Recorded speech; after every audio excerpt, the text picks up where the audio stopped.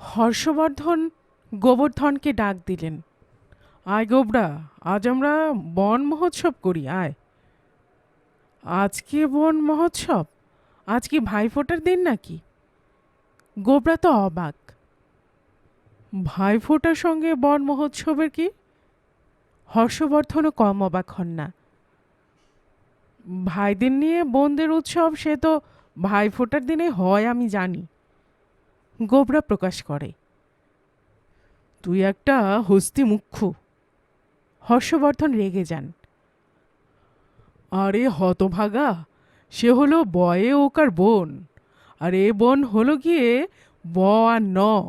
ঢুকলো তোর গোবর ভরা মাথায়? ব আর ন? গোবর্ধন মাথা চুলকায়।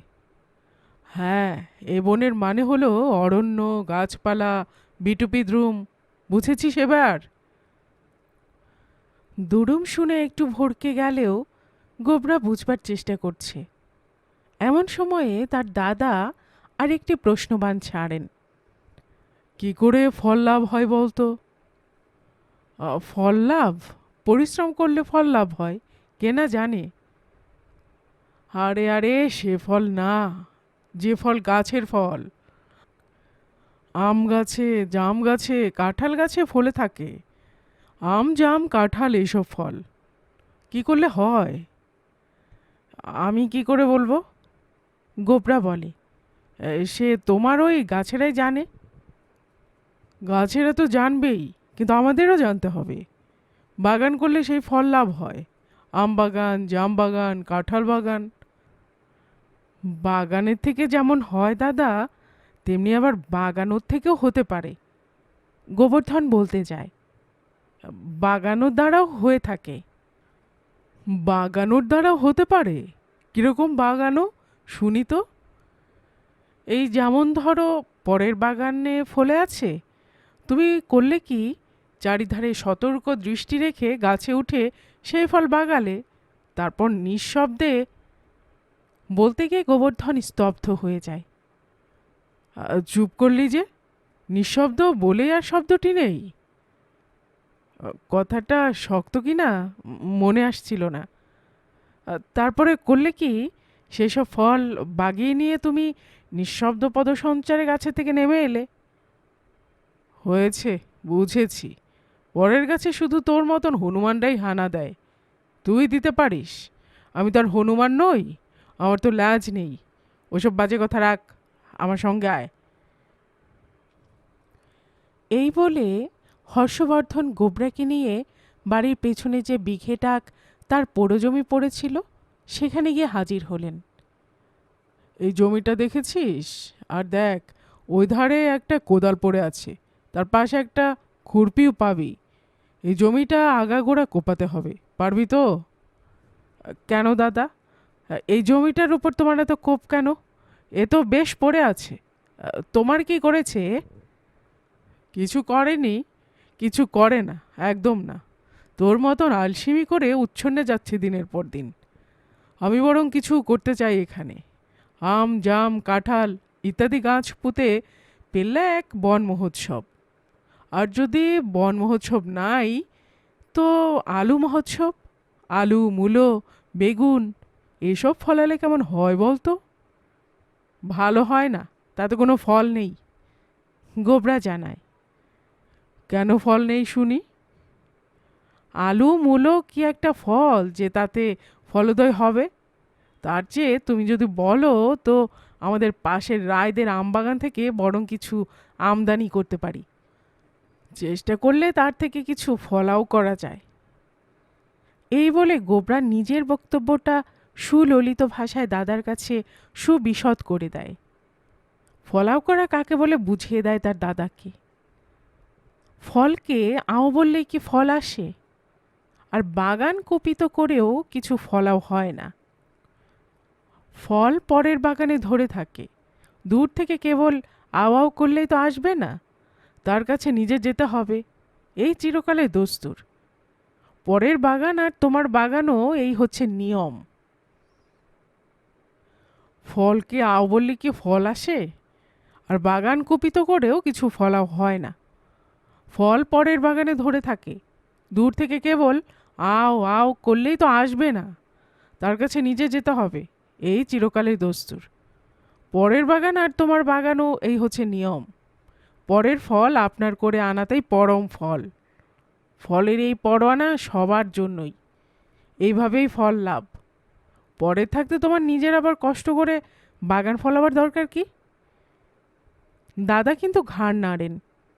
চুরি করা হয় না তাতে? চুরি করবে কেন? ছুরি নিয়ে বেরুবে। বাতলায় গোবরা। গাছে গাছে ঘুরবে, ডালে ডালে আর পাতায় পাতায়, কারণ নজর না পড়লেই হলো। দাদা হাঁ করে শোনেন। তারপর ঢাসাই হোক আর পাকাই হোক, আম দেখো আর কাটো, চাকলা ছাড়াও, আর চাকলাগুলো পেটের মধ্যে চালাও, চালান দাও শটান। কোথাও কোনো চিহ্ন রেখো না।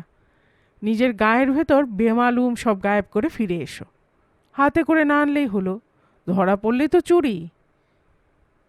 কিন্তু হর্ষবর্ধনের সেই এক কথা, আমের আমার কাজ নেই, এতখানি জমি বিফলে যেতে দেব না। আলু ফলাবো আমি, আমাকে আলু ফলাতে হবে। আলু তো তোর গাছের ডালে ফলে না। গোবর্ধনকে তিনি বলতে চান, কিন্তু আমি ছোলার ডালে দেখেছি যে।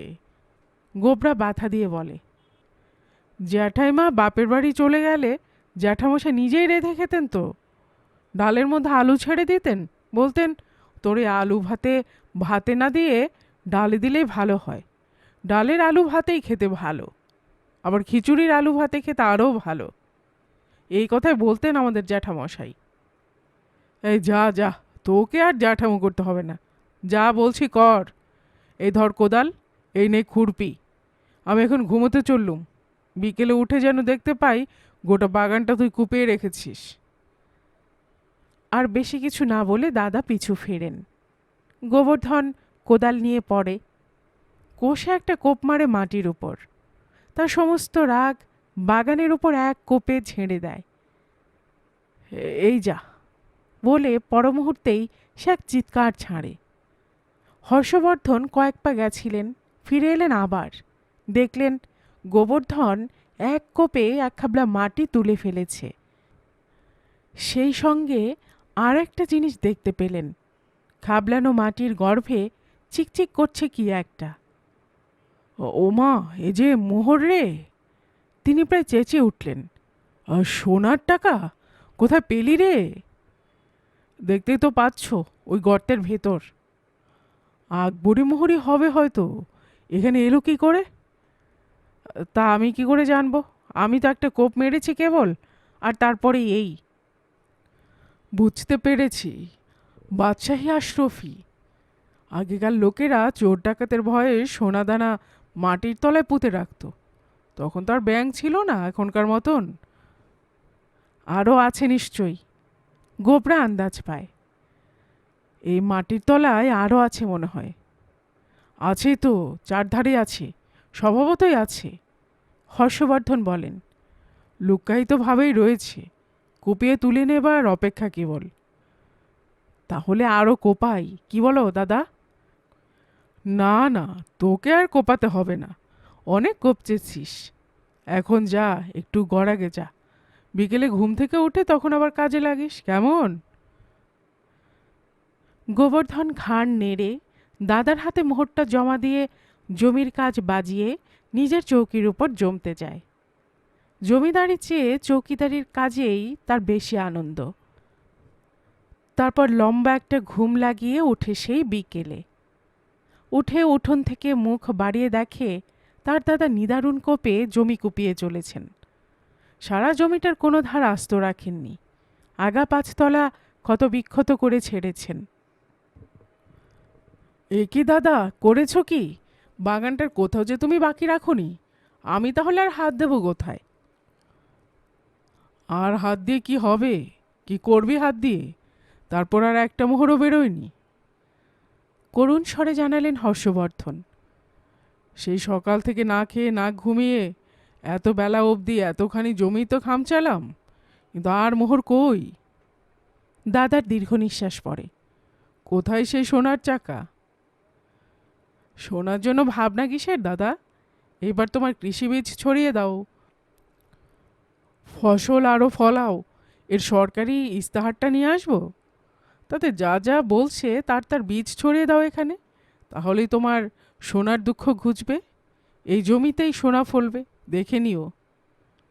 এই বলে দাদাকে সান্ত্বনা দিয়ে গোবরা নিজের হাত বাড়ায়। এখন আমার মোহরটা দাও তো আমাকে। তোর মোহর তার মানে? আমার জমি থেকে উঠলো আর তোর মোহর? আমারই তো। আমার অন্নপ্রাশনের সময় জ্যাঠামশাই যে মোহরটা আমায় দিয়েছিলেন, মনে নেই? এতদিন আমার কোমরের ঘুনশিতে বাঁধা ছিল।